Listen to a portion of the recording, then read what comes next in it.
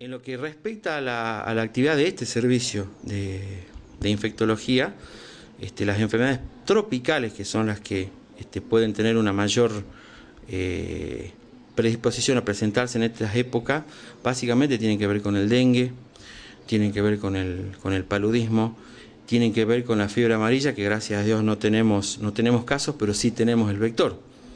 Tenemos el Aedes aegypti, que también es vector del dengue, por lo tanto, tenemos el medio, tenemos el ecosistema, y que es factible que podríamos tener fiebre amarilla, pero gracias a Dios no se ha presentado todavía. Patologías parasitarias, micóticas, sobre todo en la zona del ramal, como ser la paracoccidio micosis. En fin, podemos hablar hasta mañana sobre las patologías tropicales, pero la leishmaniasis también es una enfermedad que está bastante presente y que hemos tenido un aumento bastante importante en los últimos 2 meses. La leishmaniasis es una enfermedad producida por un parásito que es transmitido por un mosquito, que le dicen, la gente, digamos, del campo le dice torito. Tiene la particularidad de vivir cerca de aguas tranquilas, por lo general. Le dicen también enfermedad de los pescadores, justamente porque tiene una mayor predisposición en este tipo de actividad por la cercanía con los diques.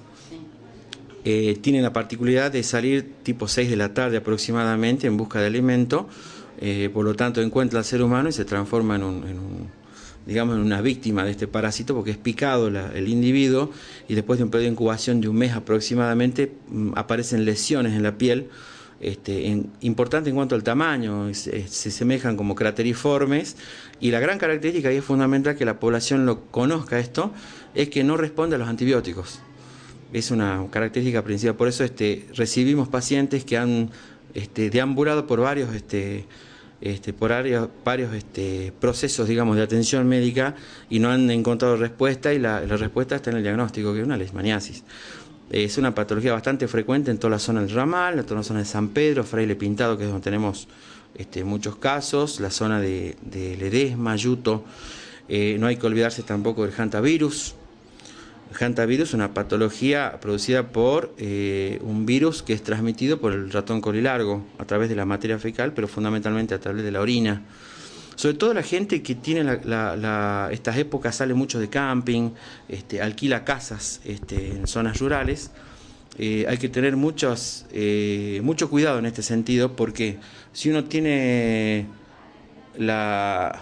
digamos, la buenaventura de poder alquilar una casa en algún área rural, siempre hacer una ventilación previa de por lo menos 1 hora antes de ingresar, porque este ratoncito, si bien es relativamente inofensivo, tiene una alta transmisión de virus, y hay zonas que son más afectadas que otras, en cuanto a que el desmalezamiento, casi 3, 4, 5 metros alrededor de la casa, es importantísimo para evitar la proliferación de este roedor.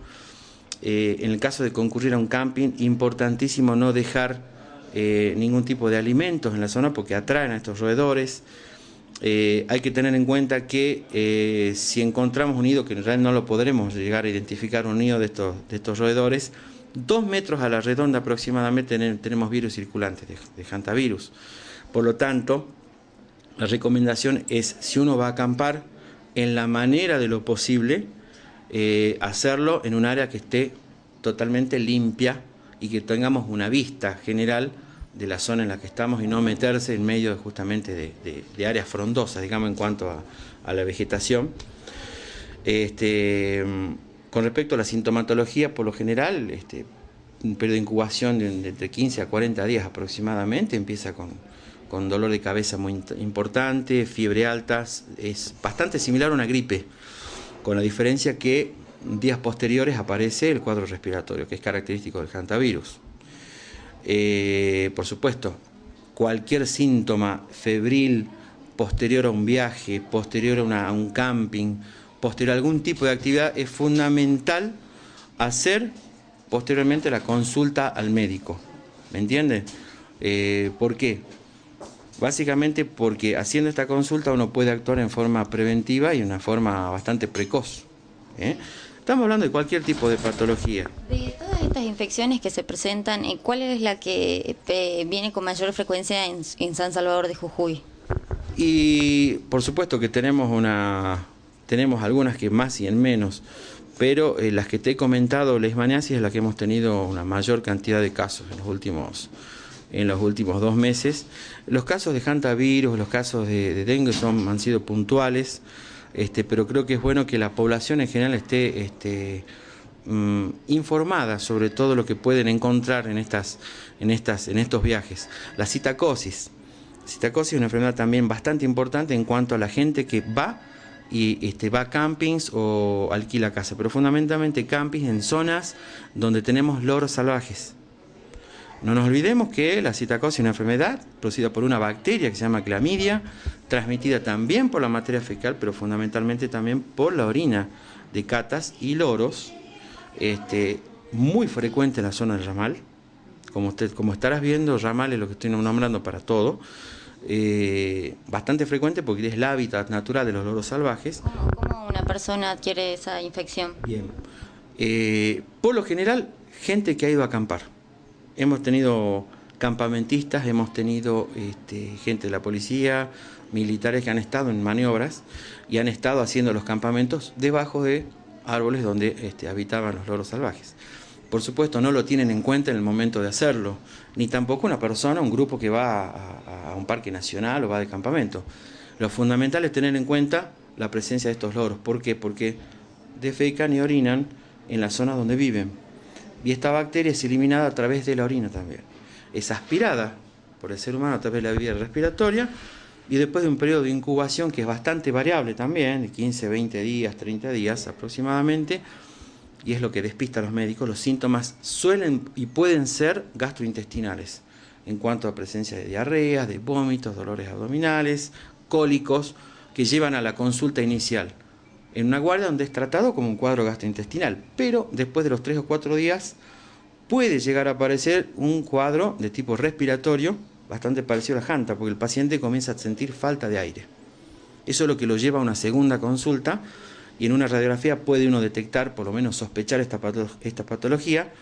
Tiene un tratamiento específico, la fiebre es alta también, dolor de cabeza intenso, y con un laboratorio que también puede ser compatible con esto. Digamos, lo que yo estoy hablando es la parte clínica para que la gente sepa y para que el médico que atiende a un paciente o la recomendación para los médicos que atienden a los pacientes en las guardias, lo fundamental es dónde estuvo.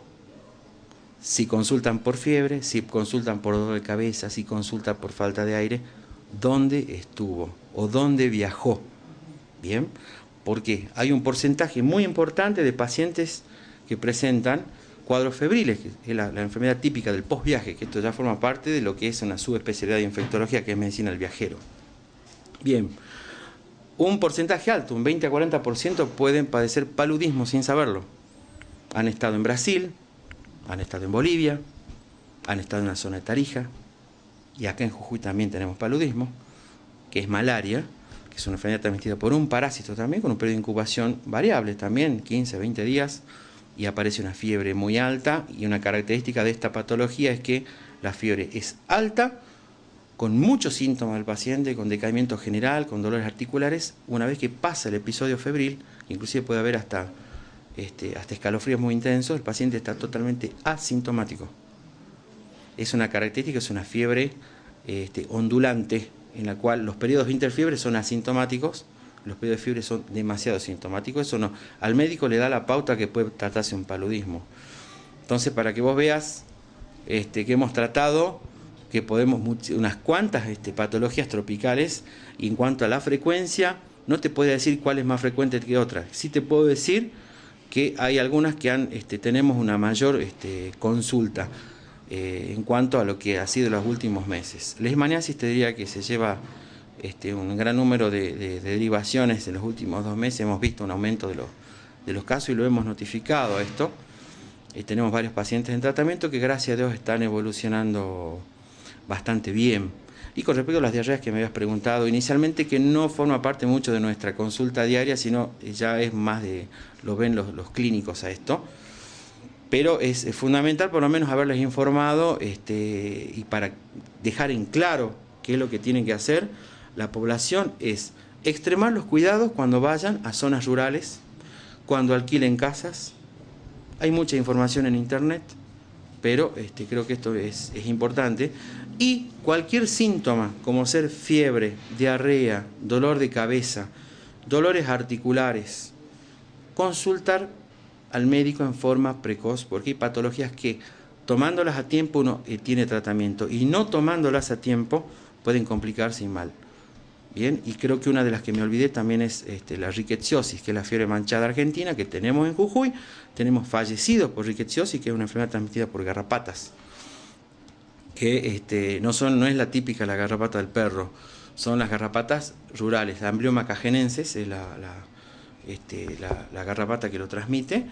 Es una bacteria que se llama Rickettsia rickettsii, que produce un cuadro de vasculitis, un cuadro de complicaciones bastante severas después de 7 a 10 días de incubación.